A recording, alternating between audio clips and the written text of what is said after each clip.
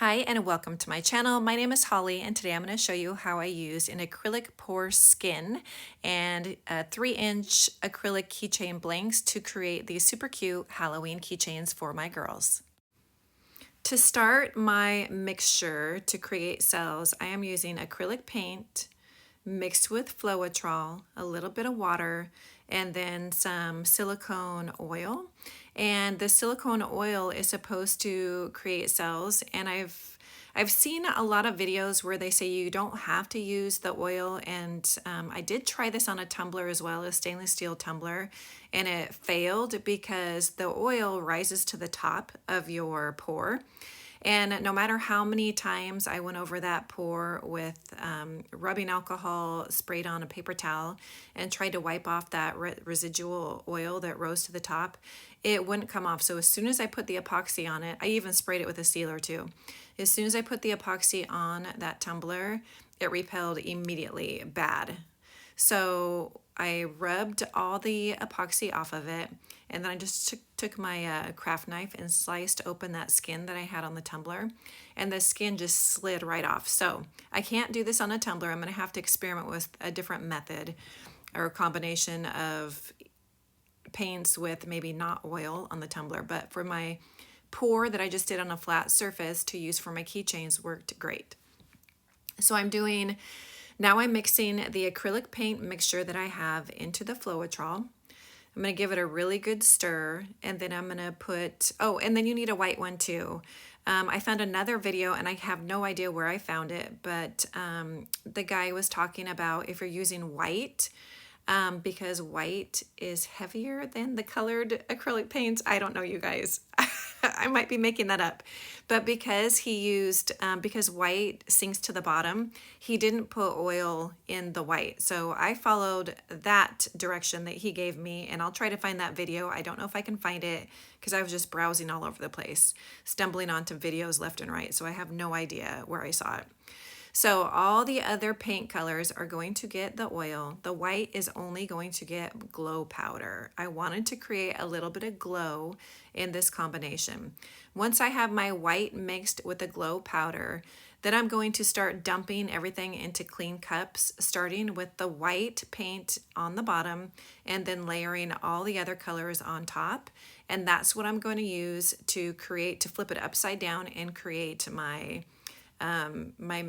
dirty pour. So I'm not sure I said earlier, but the ratio I mixed was 2 parts Floetrol to 1 part acrylic paint mixture. So now I'm adding my silicone oil, and I just am putting like 1 good squirt in each of the colored containers, leaving the white untouched with the oil. And I guess I didn't have to use a brand new cup to dump the white in, but I did anyway. I don't know why. So there's my first layer of the white, and now I'm going to layer all the other colors right on top. And I emptied out those containers completely, so I had a little bit of dribbles in all of them, and I just kind of finished them off. With the oil too, the guy's video that I'm going to link below, he said the more you mix the mixture that has the oil in it, the smaller your cells will be. So I didn't even mix it. When I put the oil in, I just squirted it in and I just left it. And then when I layered everything on top of the other color, when I layered all the other colors, the oils will automatically mix just a little bit because I wanted really big cells. So this pour did not, I needed more paint, I think. I don't think I should have let it dribble out. And then I gave it a little mix, and then everything started to kind of smush together. But it did look cool for the keychain. Next time I'm not going to do that though. Next time I just want it to spread out on its own. And I had an issue because I'm using parchment paper, which got hung up on the cookie sheet. So everything stopped moving. And why I used parchment paper, I have no idea. I thought that the parchment paper would be perfect because it's non-stick, but it's paper, and so paper gets wet when it has liquid on it, and it starts to get a little flimsy and it wrinkles. I know this, but I did it anyway. So next time I think I'm going to use maybe foil or a silicone mat would be preferable. And I do have a silicone mat, so that would have been ideal to dump this pour on onto a totally flat surface so that pour can spread naturally however it wants to go in whichever direction, and those cells will create themselves organically. So I don't think I really needed to help it along the way. It kind of looks like a dragon skin to me, which I thought was really neat. Okay, so this skin, you can see the sheen on top of it. That's from the oils and also because my paints are metallic. But it wrinkled up a lot sitting on top of the parchment paper, and those wrinkles are there to stay. So I had a really good portion of this skin that was the majority of it was pretty flat. It also cracked a little bit. I left this sitting for about 2.5 weeks, and I kept coming back and dabbing it with a paper towel to get those oils off. And so the oils, when I put the epoxy over the top of this, it actually did not repel. I'm surprised because I really thought there was still too much oil sitting on top. So if I had more usable area of the acrylic pour, I wanted to put the skins on both the front and the back of these keychain blanks, but I didn't have enough skin to do that. So that would have looked really cool because this is a glow, portions of this skin glow because I used the glow powder. So I'm just putting the skin on top. This is a 3-inch acrylic blank that I ordered on Amazon. You can find these at Hobby Lobby, Michael's. Acrylic blanks are everywhere. And so I sanded it after I pulled off the plastic protective shield off just one side of it. So I sanded it and then I sprayed it down with the rubbing alcohol. And now I decided the best way to secure this skin to the blank, since the blank is transparent and UV rays, you can use a flashlight or a lamp to cure that UV resin. I decided this would be the best way to secure that acrylic skin, and it worked really well. So I'm applying a very thin layer of UV resin, and I'm going to place the skin on top and press it down. So it does have wrinkles, so there were some parts where I had to press really hard down as I was curing it to make sure that those wrinkles touched some of the UV resin, and there was still like a little bubble or two that didn't get touched all the way down to the resin. So I just poked a hole in it, and then I pushed it down, and then the second round of UV resin sealed that right up. So I am just poking that little teeny screwdriver into that hole because a little bit of resin seeped in there, no big deal. And then you put the blank on and you cure it with, I'm using this UV flashlight that I got from Amazon, which was really strong. It cured super fast. I did the exact same thing with the remaining 3 keychain blanks and skins, and to avoid having this video be an hour long, I skipped right through that part and just went straight to the end of that process. After all those blanks are cured with the epoxy, I just went around the edges and scraped them with my craft knife, and a couple of them needed some sanding in a second layer of UV resin, and that was totally, I mean, it went really fast. It's a fast process when you're using the resin. So I've taken off the second protective plastic layer from the back side of these, sanded them just like I did the front, and sprayed that paper towel with rubbing alcohol and cleaning them up really good. And now I'm going to begin mixing my glitters into my UV resin. So the first green mix is just a combination of green glitters that I used. I think I used it actually for the peekaboo that I did last week. I think that might be that. No, I don't think so. I don't know what I used that for. Anyway, so that's green mixture. I have no idea what glitter colors or where I got the glitter from. It's just a stockpile of mixture. Ursula is the purple one. That's from Glitter Dip Sips. And then Frose All Day, Baby's Breath are both from PDB Creative Studios. And then the pink lavender I'm going to use is from the Glitter Guy. I'm going to be mixing Baby's Breath and pink lavender together because pink lavender is chunky and the Baby's Breath is fine, but the Baby Breath was a little bit too pink and I wanted a little bit of a corally color mixed in with that. I found these files on Etsy and I sent them to my daughters and I said, pick a number, pick one. So they picked the Lady Witch and In a World full of Basic Witches, be a Sanderson, and then Not Your Basic Witch, but the daughter who picked Lindsay said if Not Your Basic Witch is a little bit too difficult, then she wanted the lady witch with the moon hat too.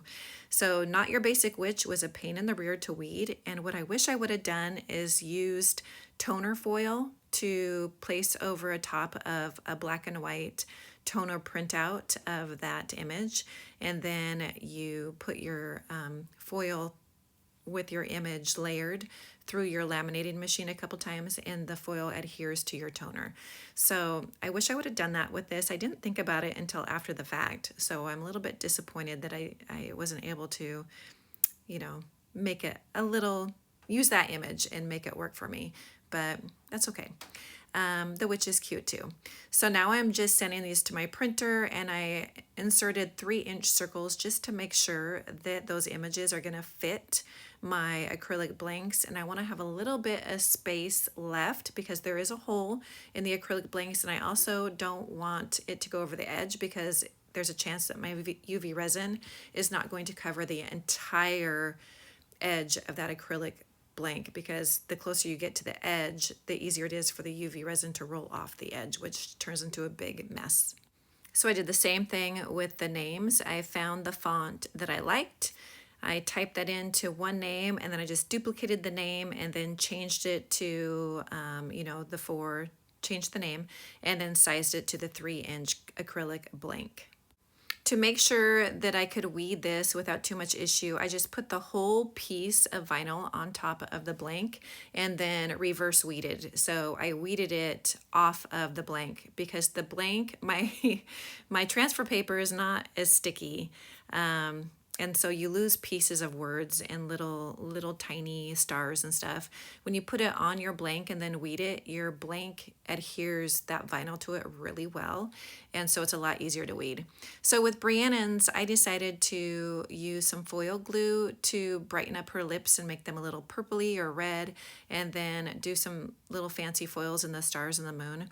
It looks cool, but I kind of messed up the black a little bit. So Brianna, I'm sorry. I know that you watch these videos. Yours is a little bit smeary. So I put the foils on there, and then, I don't know, maybe because I used the heat gun, and so it was still hot when I pressed the foils on, and so the foils transferred outside of the outline of the lips, the moon, and the stars. Or maybe I was just a messy foil glue applicator, and I don't know. But it didn't turn out as good as I liked. So with Lindsay's, when I put the witch on, I just left it blank. So she just has the black image of the witch without any other color detail added to it, which I think is fine because her base of her keychain is a dark purple, and I don't think those colors would, I don't know. I think that hers looks good just leaving it plain. My final step is to apply double-sided tape names, peel off the bottom side of that tape, the blue paper, peel it off, stick it to your acrylic keychain, and then once it's placed down, then you can peel off the white paper, and it just leaves you with a translucent sticky tape. This is cat scratch tape, and I used this in my video last week as well. When I sent this double-sided tape through my Cricut machine to cut the names, I had it on cardstock setting, and I wasn't sure if that had cut deep enough. So before pulling out the mat, when it tells you that the cut is done, I just recut it one more time. So I just clicked the cut button when the mat was still inserted into the machine, and it double cut right over the exact same lines, just to make sure that it cut through both of those, or all 3 of those layers.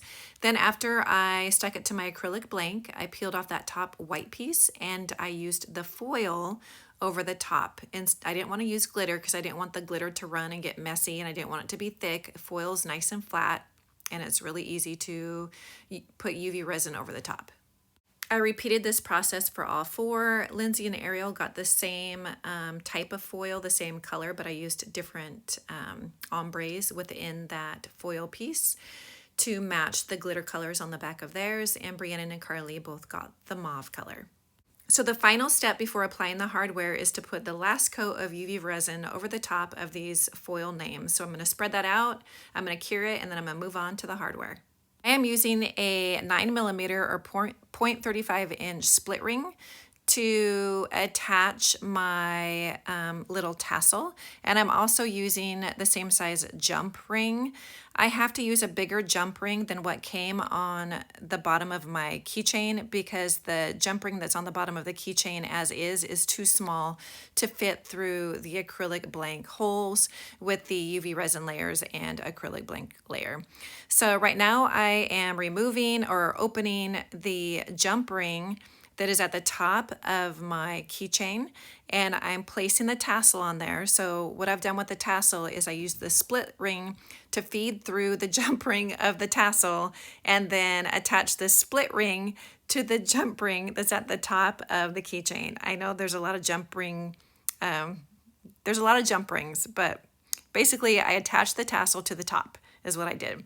And then the jump ring on the bottom, I have to take off and then replace with the bigger 9mm jump ring to attach to the acrylic blank.